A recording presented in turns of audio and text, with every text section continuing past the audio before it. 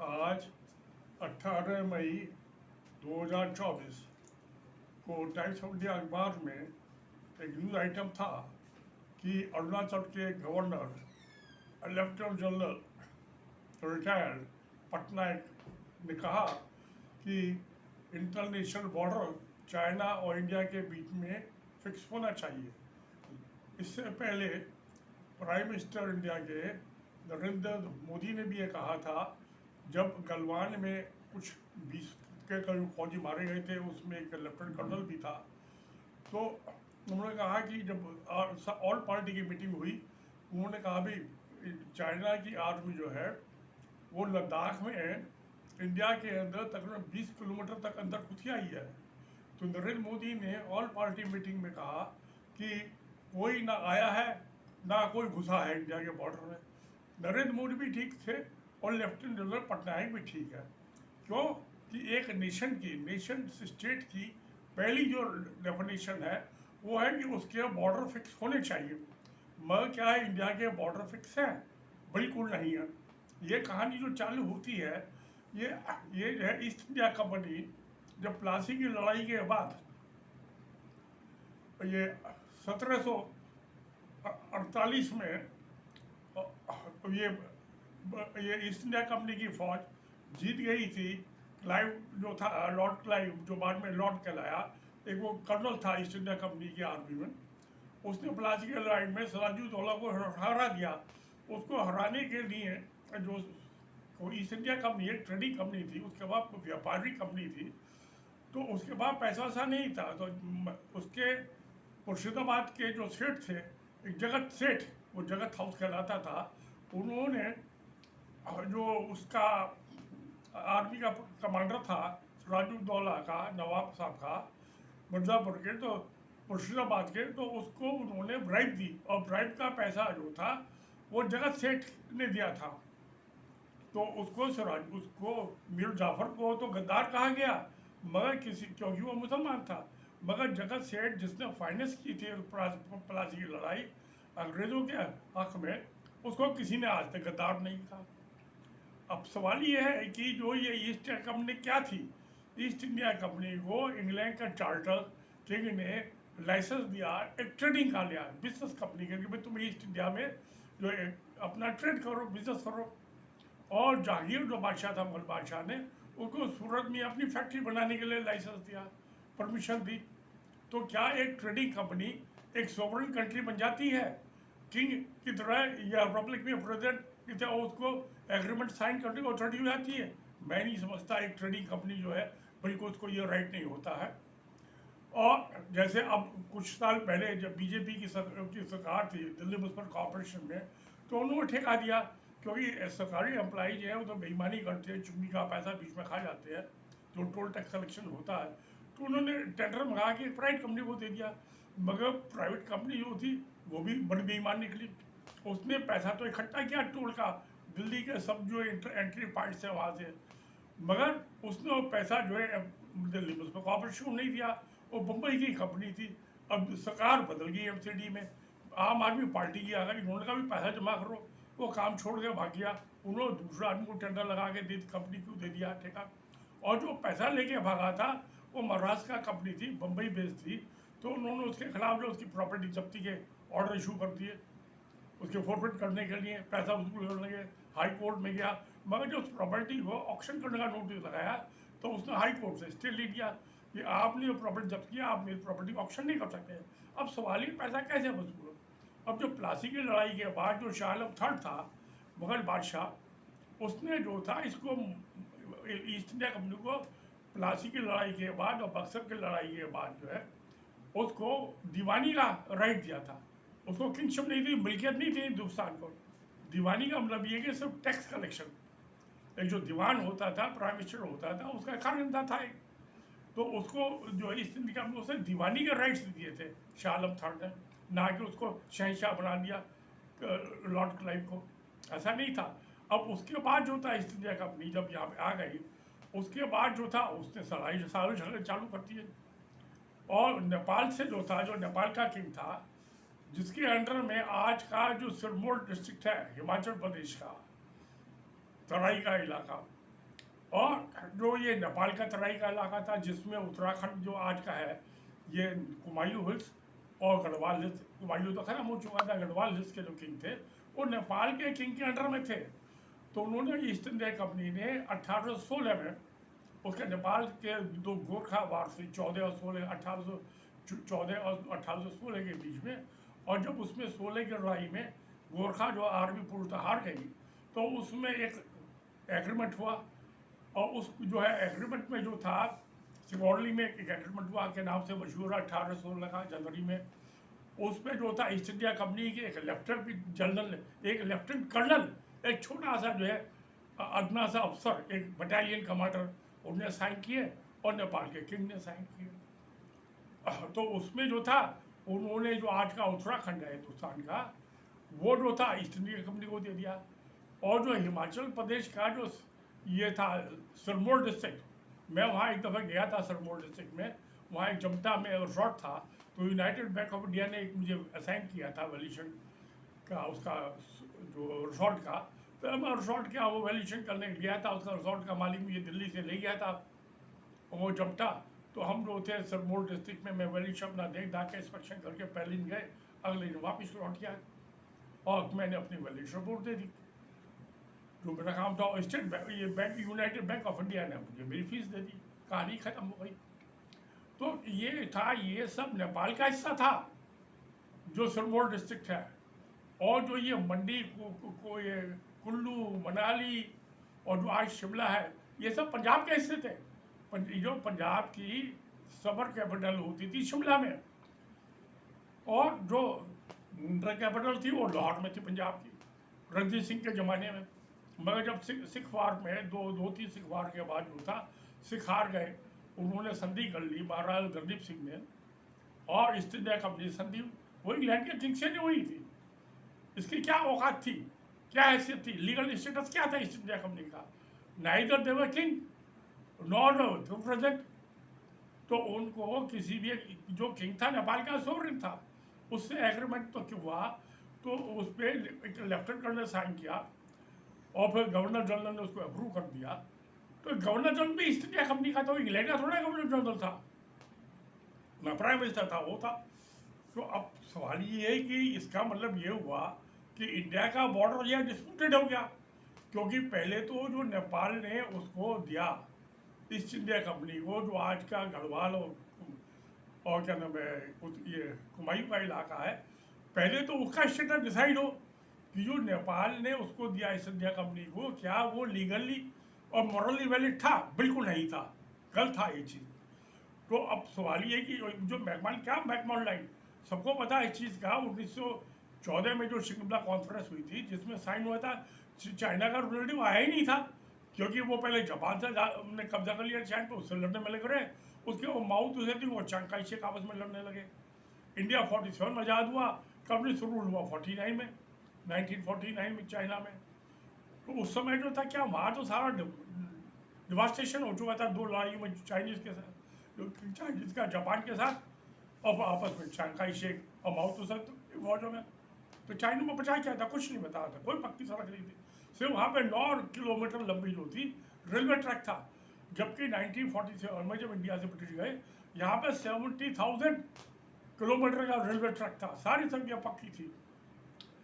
और इसका मतलब क्या, ईस्ट इंडिया कंपनी क्या होती है? एक ट्रेडिंग कंपनी थी जो लाइसेंस में काम कर रही थी। तो मैं तो नहीं समझता उसके जितने भी एग्रीमेंट हुए हैं, चाहे तो वो जो था इससे अहोम किंगडम जो थी, ये अहोम चाहे तो उसका जो एग्रीमेंट जो था अहोम किंगडम का, जिनका 600 साल तक आसाम पर राज रहा, ये अहोम किंगडम जो थी, ये यूनान, चाइना की एक प्रोविंस है यूनान, उससे जो थे ये आए थे आसाम में, उसके बर्मा के रास्ते जो था।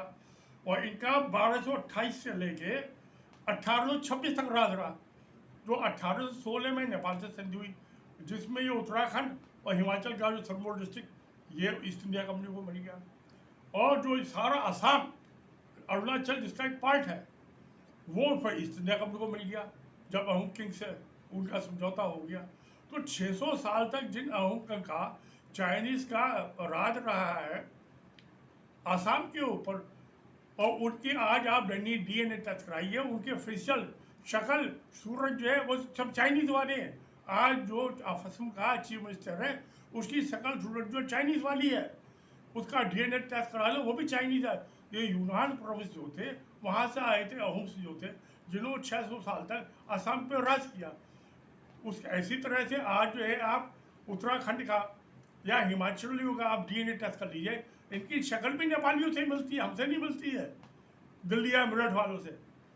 तो इनका DNA टेस्ट कराओ, इनका भी नेपाली DNA है, तो क्या ये हिंदुस्तान का हिस्सा हो गए? कैसे हो गए?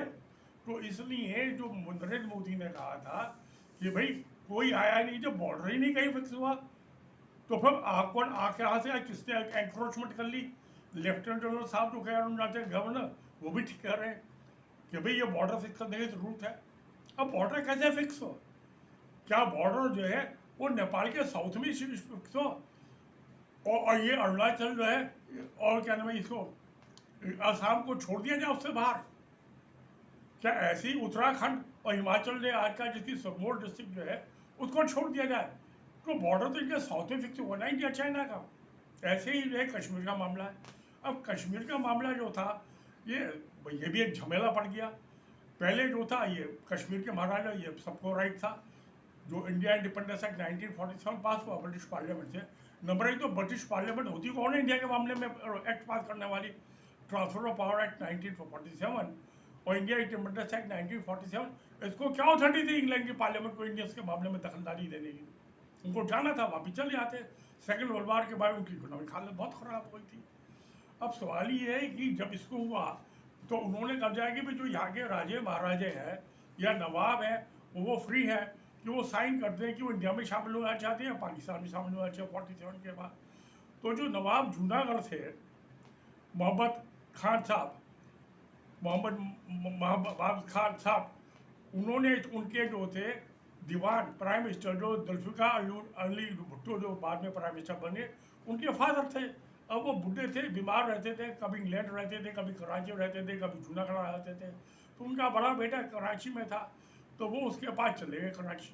अब वहीं पे जो है इसके जो भुट्टो साहब ने, जो उनके दीवान थे, प्राइम मिनिस्टर थे, उन्होंने मोहम्मद अली जिन्ना जो गवर्नर जनरल थे पाकिस्तान के, उससे बातचीत करके वो साइन कर दिया 15 अगस्त को पाकिस्तान में शामिल होने का। मगर जिन्ना साहब जो है वो 1 महीने उसको एग्रीमेंट को लिए बैठे रहे, उनके एसोसिएशन के स्टूडेंट, और इस पर उन्होंने अप्रूव नहीं किया, उसे साइन नहीं किया। उसके बाद जो था, जब ये जम्मू कश्मीर के महाराजा ने सितंबर में साइन किया, तो उसके बाद उन्होंने जिन्ना साहब ने भी और माउंटबेटन ने उसको एक्सेप्ट कर लिया, तो उसके बाद जिन्ना साहब ने भी उसके अप्रूव कर दिया। तो अब जो है जब इसका मामला हुआ, इंडिया जो था पहले यूएनओ में गया कश्मीर के मामलों को लेके, क्योंकि पाकिस्तान से कुछ कबायली कुछ फौजी और अगले वो भी आ गए थे और श्रीनगर की तरफ बढ़ आए थे। कुछ इलाका जम्मू कश्मीर का जो था उन्होंने कब्जे में कर लिया था। तो जवाहरलाल नेहरू ने कहा भाई इसको लीगल मामले में मत पढ़ो, क्योंकि लीगली तो जो जूनागढ़ के नवाब साहब है वो ठीक है, वो पाकिस्तान का हिस्सा बन गया। और 2 और तहसीलें थी, क्योंकि ये बंटवारा जो हुआ था लेफ्ट क्लिफ लाइन जो रेड क्लिफ लाइन कहलाती है, एक जो डिस्ट्रिक्ट मजिस्ट्रेट था रेड क्लिफ, उसने ये डिसाइड किया था, उसने तहसील लेवल पे किया, कोई विलेज लेवल पे नहीं किया। क्योंकि जिस तहसील में जो मेजोरिटी इलाका है और कंटिन्यूस उसका है, तो वो जो इंडिया का हो गया और दूसरा पाकिस्तान का हो गया। मगर ये गुजरात में वो रेड क्लिफ लाइन थी, वो तो पंजाब का डिवीजन हुआ था, बंगाल का डिवीजन हुआ था। 2/3 जो था पंजाब पाकिस्तान में चला गया, 1/3 पंजाब इंडिया में रह गया। उसके भी फिर टुकड़े टुकड़े हो गए। हिमाचल जो था ये जो लाहौर से हटा के वो कैपिटल लिया शिमला, फिर चंडीगढ़ बना दी पंजाब की कैपिटल। उसके 50 के बाद उद्घाटन किया उसका, जवाहरलाल नेहरू ने फाउंडेशन इंस्टॉल किया। तो ये सारा झमेला जो है बॉर्डर कैसे फिक्स हो, इसके लिए ईमानदारी की और सच्चाई की और साफ दिल की जरूरत है। अब इसका इलाज क्या है? इलाज तो मुझे तो कोई दिखाई नहीं देता। इसका सिंपल इलाज है कि भाई जब 2 आदमियों में झगड़ा है तो वो तीसरा आदमी का फैसला करे। तो इसका सिंपल इलाज ये है कि अब जब इंडिया जो था यूएनओ में गया कश्मीर का मामला लेके यूनाइटेड नेशंस की सिक्योरिटी काउंसिल में, तो उसके पीछे पीछे पाकिस्तान भी चला गया जूनागढ़ का लेके मामला जनवरी 1948 में। अब जनवरी 1948 से आज 2024 हो गया, वो यूनाइटेड नेशन उनका दोनों का समझौता ही नहीं करा सका, कोई फैसला नहीं कर सका। तो इसलिए अब जब फैसला ही नहीं हुआ तो कौन सा इलाका किसका है ये कुछ पता ही नहीं है। और जब ये 2023 में ये आर्टिकल 370 के मामले में वो ख़त्म किया था इंडियन पार्लियामेंट ने उसको, तो उसमें जो सुप्रीम कोर्ट के 5 जजेस की बेंच का था, उसमें एक जस्टिस कौल थे जो कि कश्मीर थे। उन्होंने जो था कहा कि ये जो है चीन से कोई कभी बॉर्डर चाहिए कश्मीर का फिक्स ही नहीं हुआ। और ये सच्चाई यही है कि 1914 में की कॉन्फ्रेंस में चीन का रिप्रेजेंटेटिव नहीं आया था, दलाई लामा का रिप्रेजेंटेटिव आया था। 3 कॉन्फ्रेंस हुई थी, जो कि जब बर्मा में जो रंगून में भी कॉन्फ्रेंस हुई थी इंडिया चाइना के मामले में, उनके दोनों रिप्रेजेंटेटिव थे, वहाँ पे भी ये बात आई। और नेशनल आर्काइव्स में ये सारे जो इंस्ट्रूमेंट एसोसिएशन 1118 इंस्ट्रूमेंट एसोसिएशन, आपको फोटो कॉपी तो उनकी मिल जाएगी, 3-3 पेज का है, और प्रिंटेड है, सब मैकेनिकल टाइपराइटर में टाइप हुए हुए। उसमें सवा पेज जो है तक 1.1/3 पेज जो है वो उसमें सब उसमें क्लॉजें लिखी हुई हैं, और फिल इन दी ब्लैंक्स वाली बात थी। शुरू में जो है उसने लिख दिया एक पैराग्राफ में, आई एग्री टू एसोसिएशन, और किसका है वो अपने किंगडम का या नवाब का जो इलाका था उसका था, और उसकी डेट ऑफ सेशन थी। उसके दूसरे पेज पे जो था वो जो 1/3 था उसके नीचे जो नवाब साहब ने या राजा साहब ने साइन कर दिए, और 3rd पेज पे गवर्नर जनरल साहब ने साइन कर दिए। अब सवाल ये वो वैलिड है, ये जो कॉपी दे रहे हैं 2-2 रुपये में नेशनल आर्काइव्स वाले, 1118 इंस्ट्रूमेंट एसोसिएशन एक ही फाइल के अंदर, वो कहा अगर जो उससे कहो भी आप मुझे इसका फोटो दे दो, पिक्चर दे दो कैमरे से निकाल के, तो उसकी 20 रुपये फीस मांगते हैं। अब 1118 इंस्ट्रूमेंट एसोसिएशन जो है और 3-3 पेज हो गए, यानी कि हर के 60 हो गए। अब इतना पैसा जो है मुझे जैसा गरीब आदमी कहा उसके पास पैसे, मैं गवर्नमेंट पेंशनर हूँ, ये तो कोई राज्य हमारे पॉलिटिकल पार्टियों पर तो चोरी का 2 नंबर का बहुत पैसा है, वो ये तो 20 रुपये पर पेज के हिसाब से दे सकते हैं नेशनल आर्काइव्स की राइट टू इन्फॉर्मेशन 2005 में फीस, मगर एक आम आदमी नहीं दे सका। और उस पर इन चीज़ों पढ़ने की फुर्सत भी नहीं है, वो अपनी दाल रोटी देखे या इसको झंझट में उठाए। हाँ, अलबत्ता ये कर सकते हैं हम, इसका ईजी सोल्यूशन ये है, मैंने जो सोचा था मामला, ये तो सारे अब 1100 जो 19 इंस्ट्रूमेंट एसोसिएशन है उसमें से बहुत से इलाके ऐसे हैं जिन्होंने साइन ही नहीं किया। अब जैसे आप लीजिए कश्मीर का, ग्वालियर सिंधिया ने साइन किया। अब जो जगदलपुर था जिसको आज बस्तर बोलते हैं, उसमें जगदलपुर का बस्तर का जो किंग था प्रवीण चंद भंजदेव, उसने कहा मेरा जो एग्रीमेंट था वो जो था सिंधिया फैमिली से था, महाराजा सिंधिया से, जो कि मराठे थे, तो मैंने तो इंस्ट्रूमेंट एसोसिएशन साइन ही नहीं किया। इस बात को लेके जब उसने आज़ादी की के लिए जुलूस निकाला तो ट्राइबल्स के ऊपर पुलिस ने गोली चला दी। अब उसमें कोई ट्राइबल्स मिल गया, उन पर तो तीर कमान थे, भाले थे, बल्लम थे। तो अगले दिन प्रवीण चंद भंजदेव ने कहा, जो किंग था बस्तर का, उसने कहा मैं कल जो है सुबह जुलूस लीड करूँगा।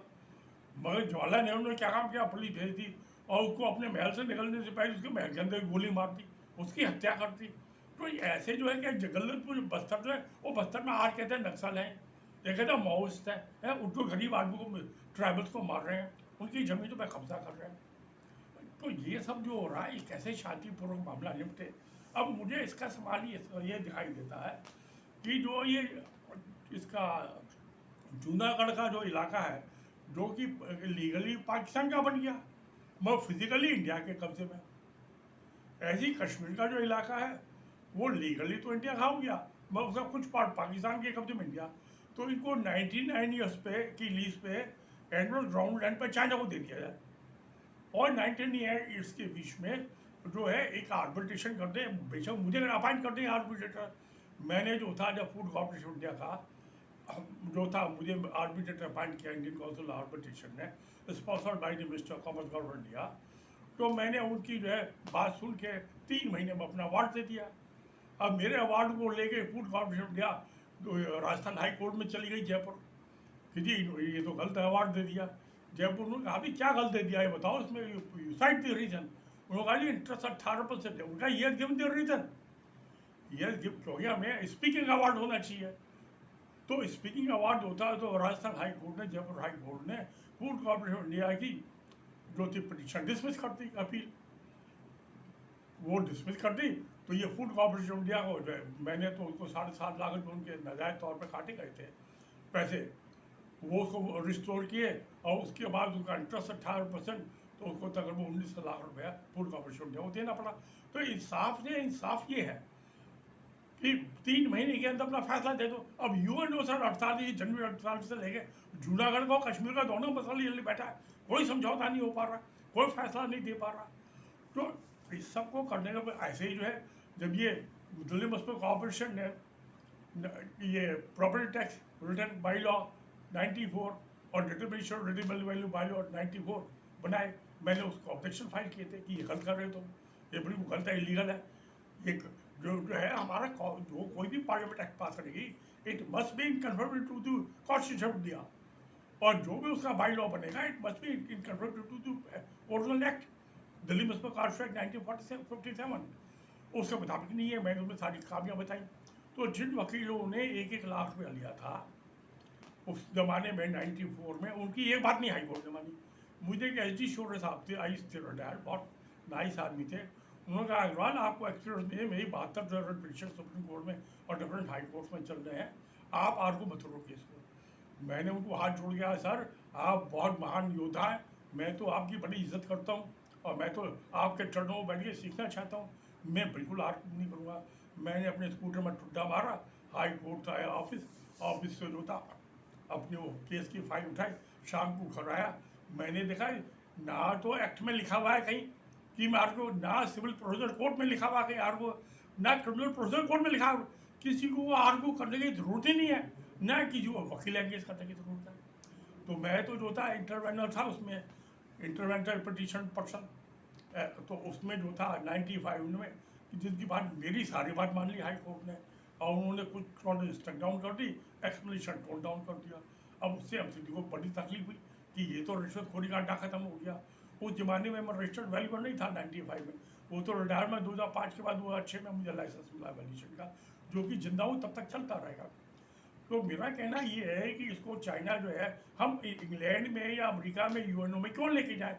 एशिया का मैटर, साउथ एशिया का मैटर साउथ एशिया में क्यों निपटा ले, घर के झगड़े घर में निपटा ले। तो ये 99 ईयर्स की लीज पर एनुअल ग्राउंड रेंट पे वो चाइना को दे दे, और चाइना जो है मुझे आर्बिट्रेटर अपॉइंट कर दे फैसला करने के लिए, इंडिया पाकिस्तान का, इधर आसाम का, इधर भूटान, इधर नेपाल का। तो मैं जो है सबकी, क्योंकि मैं एकदम साफ दिल ईमानदार आदमी हूँ, तो मैं पॉलिटिकल आदमी नहीं हूँ, मैं बहुत सिंपल आदमी हूँ, सीधा साधा सच्चा। हाँ, मगर ये है कि मैं इतना सीधा साधा हूँ जितनी सीधी जलेबी होती है। मैं कानून को समझता हूँ, सच्चाई को समझता हूँ, मैं 2 मिनट में समझ जाता हूँ कि ये मामला है क्या। और दूसरी चीज़, जब मैंने हाईकोर्ट में देखा था 1991 में, जब मैं स्टे वैकेट करा गया, कि जज जो है पढ़ के आते हैं फाइलें, और वो जो है 42 फाइलें 2 घंटे में निपटा दी, 40 फाइलें उन्होंने डिसमिस कर दी, फेंक दी फाइलें, नो किया और कहानी खत्म। और उन्होंने 2 पे ऑर्डर पास किए, एक मेरी पे पास किया ऑर्डर, और एक और दूसरा की सज्जन तो उनकी पिटीशन फाइल किया, वे स्टेट वैकेट कर दिया।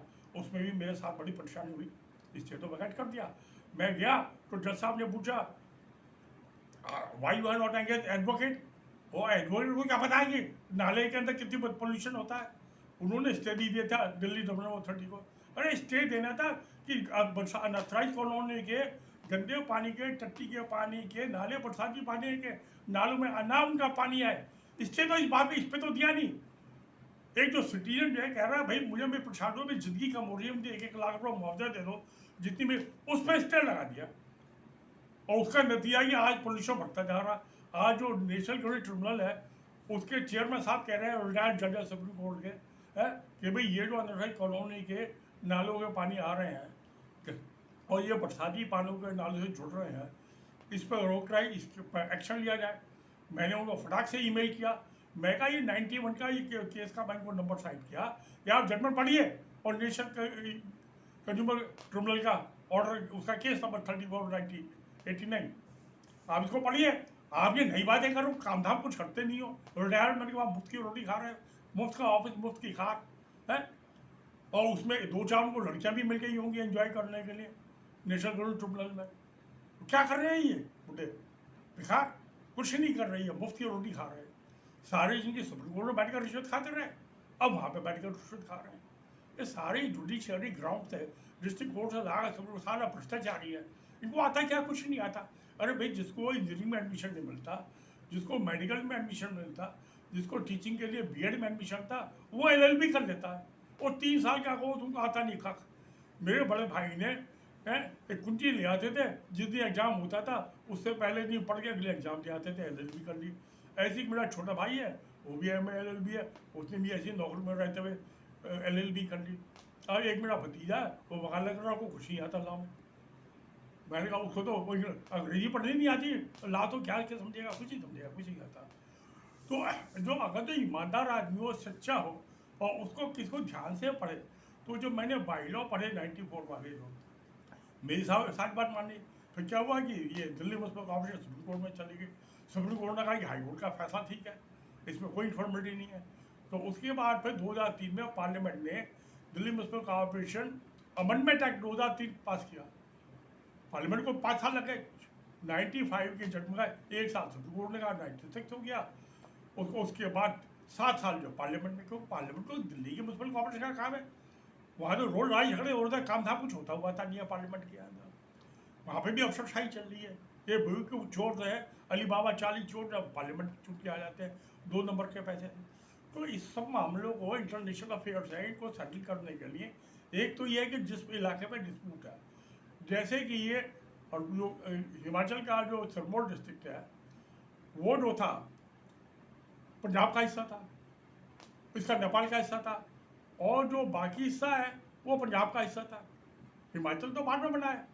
ये जो डिस्ट्रिक्ट कांगड़ा है, ये कुल्लू मनाली है, शिमला है, ये सब पंजाब के, उसके महाराजा रणजीत सिंह के अंडर में थे, जो कि वो बाद में 1848 में जब ईस्ट इंडिया कंपनी ने सिखों को 3 लड़ाई के बाद हरा दिया, तो वो ईस्ट इंडिया कंपनी के कब्जे में आ गया। जैसे हमारे सिक्योरिटी गार्ड है, वो आके हमारे मकान पर कब्जा कर ले, उस किस्म की चीज़ें हुई हमारी कॉलोनी का। कोई इलीगल एंटिटी थी। East India company was not an legal identity कि किसी एग्रीमेंट कर रहे सोवरेन से। तो अब इसका इलाज तो मुझे इस्माइल दे देगा। हाँ, अब वो कहेगा भाई फीस आप कितनी लोगी? मुझे इंडियन काउंसिल आर्बिट्रेज 23,000 रुपये फीस के दिए थे उस जमाने में। मगर ये है कि अब मुझे कोई पेंशन मिल रही है, उस जमाने में सैलरी मिल रही थी तो ठीक था, मैं यंगर था रिटायरमेंट से पहले।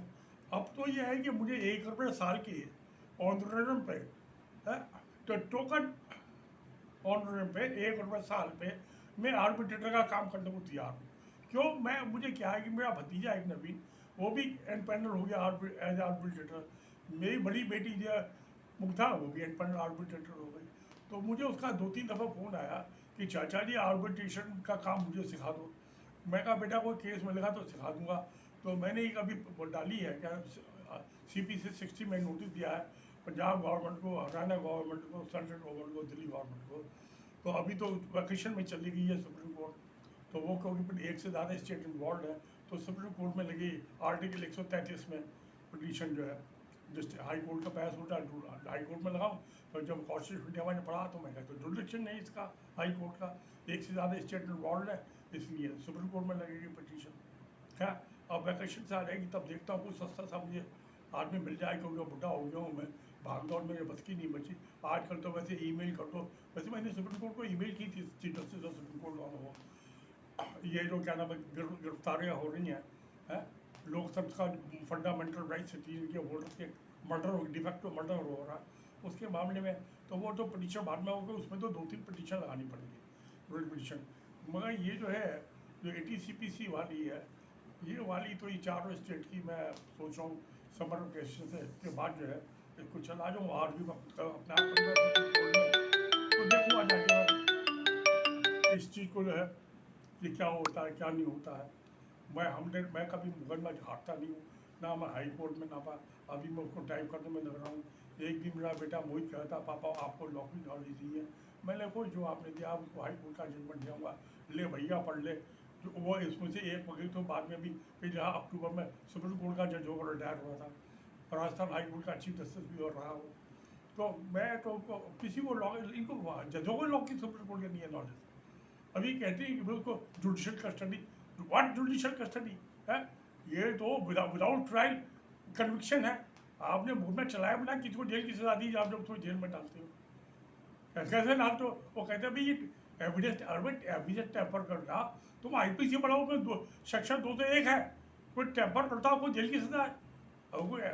वही विटनेस में, डॉक्यूमेंट में, एविडेंस में टेम्परिंग करता हो को 201 में सजा दो, मुकदमा चलाओ उसके ऊपर, मुकदमा भी चलाएंगे और वो जेल में भी डाल देंगे।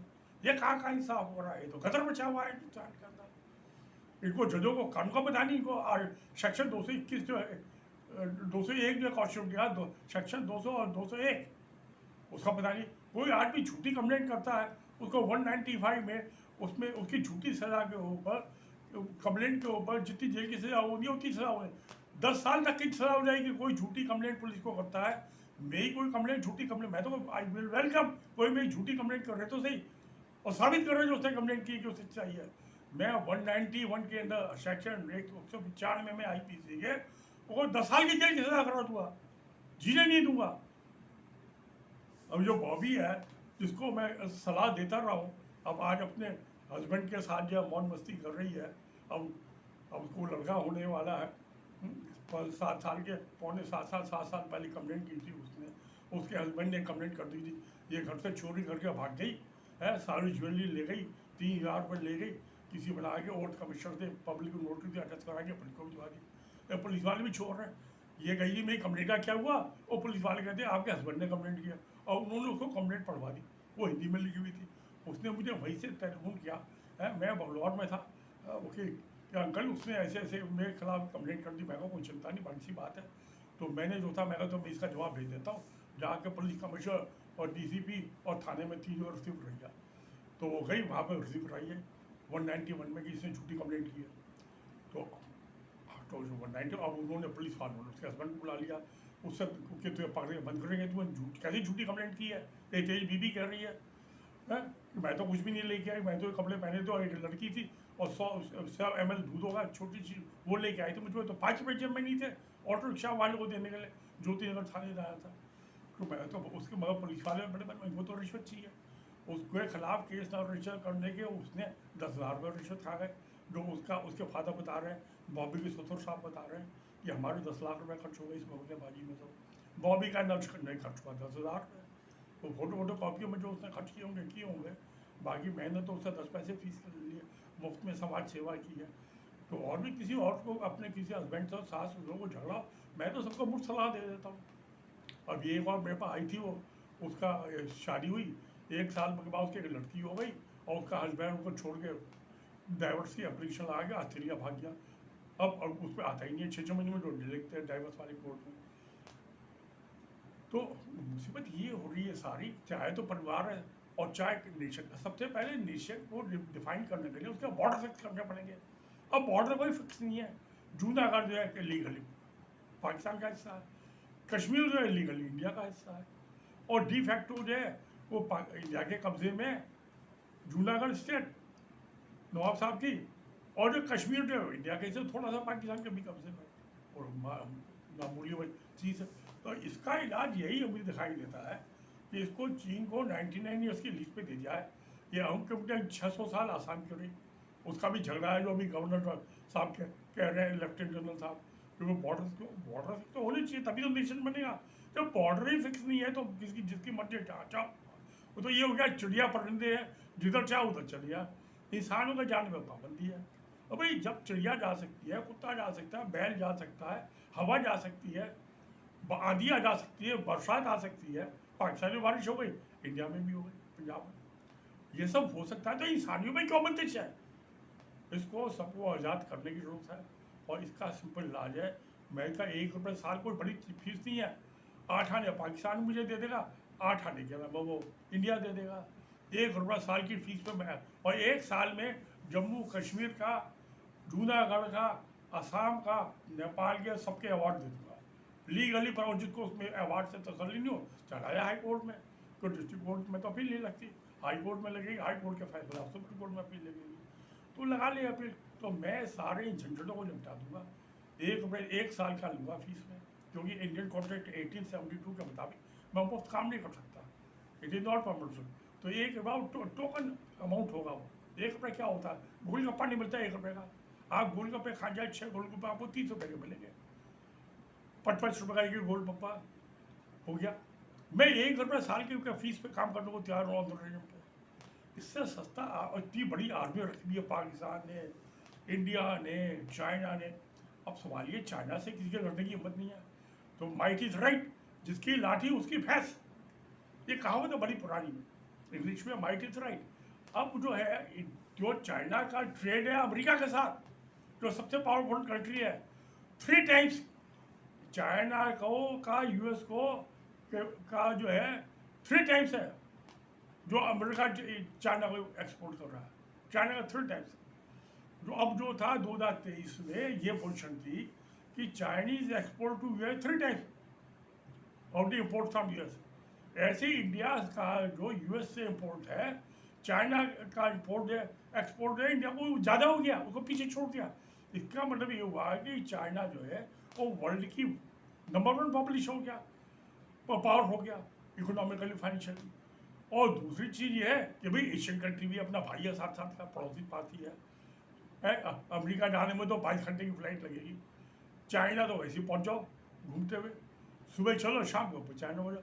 सुबह उस फ्लाइट से जाओ काठमांडू से वो इनोवा गाड़ी मिलती है वो उसके चाइना और बॉर्डर के पास नेपाल के, और एक छोटी सी नदी है जिसमें 1-1.5 फुट पानी होता है समर में, उसके नदी के साइड में छोड़ देंगे, आधा किलोमीटर पैदल चल लो, इतना तो चल लेता हूँ अभी भी, आधा किलोमीटर 1 किलोमीटर जैसे तैरना उस साइड से, और तिब्बत से मिल जाएगी इनोवा गाड़ी। वहाँ से लासा जाओ, लासा घूमो पूरा सो बेशक अगले दिन घूमो, फिर लासा से जो कैलाश मानसरोवर मिल जाती हैं, सुबह निकल जाती हैं 6 बजे से 8 बजे के बीच में इनोवा गाड़ियाँ, और आप शाम को जो 6 और 7 बजे के बाद आपको लासा वापस आके छोड़ देंगे। लासा में खाओ पियो, वहाँ उसका दलाई लामा का पैलेस घूमो, और भी चाइना में बहुत अच्छी जगह होगी, वो भी घूम जाओ। तो अब मैं अपना पासपोर्ट लेके आऊँगा बंगलौर से, तो देखता हूँ चाइनीज एम्बेसी जाता हूँ, उनको समझाता हूँ।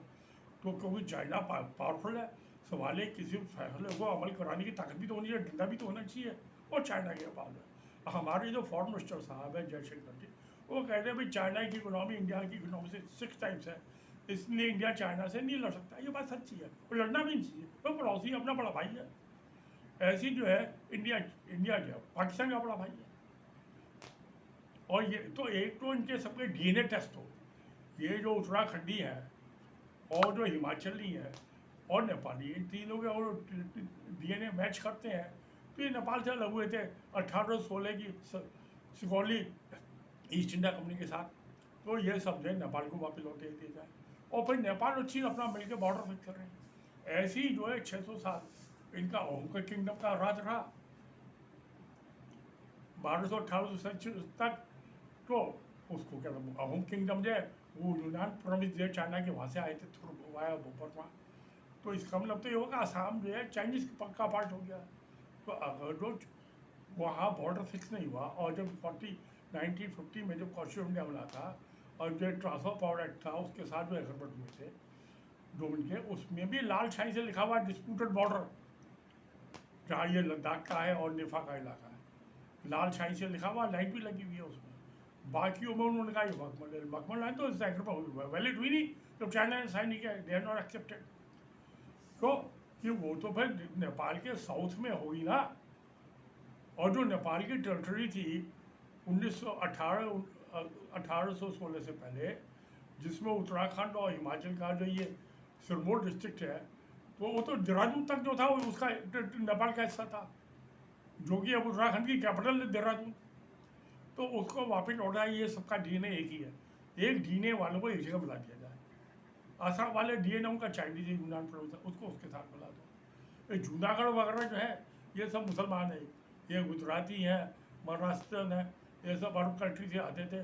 712 में ईस्वी में एडी में मोहम्मद बिन कासिम आया था, उसने सिंध पे कब्जा कर लिया था। ये जूनागढ़ वगैरह महाराष्ट्र उसी देश से थे।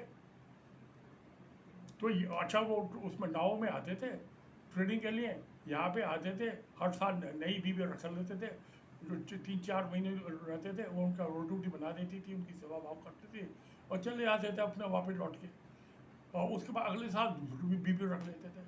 तो ये जितने गुजरात से लगा के और ये सिंध से और महाराष्ट्र होते हुए कोंकण गोवा होते हुए और केरला तक चले आओ, ये सारे जो है इनके अंदर जो है वेस्ट एशियन का डीएनए है इनका, इनकी भी टेस्ट कराओ सबकी, और डीएनए टेस्ट के मुताबिक जो है ये कर दो। अब जो ये कहते हैं कि 550 300, इनको पता ही नहीं कितने इंस्ट्रूमेंट एसोसिएशन है। जो नेशनल आर्काइव्स ने लिस्ट दी है आरटीआई एक्ट 2005 में, उसके मुताबिक जो है 1117 या 18 उसमें इंस्ट्रूमेंट एसोसिएशन, और 3 पेज को जो मैंने बताया था। तो इसको जो है सब इंस्ट्रूमेंट एसोसिएशन को इसको नलीफाई कर दिया जाए, जीरो, और फिर दोबारा से जनमत किया जाए। अब जो है तमिलनाडु में वहाँ वो डालो भाई, तुम जो है ये जो द्रविड़ लैंड है, औरंगजेब जो था, औरंगजेब के ज़माने में जो था हैदराबाद तक गया था, चांद बीबी से जो गोलकुंडा थी, मैं गोलकुंडा फोर्ट भी देखने गया था, वहाँ तक उसको उससे आगे था ही नहीं। तो ये तो ईस्ट इंडिया कंपनी ने साउथ इंडिया को इसमें जो द्रविड़ लैंड थी उसको अपने कब्जे में किया।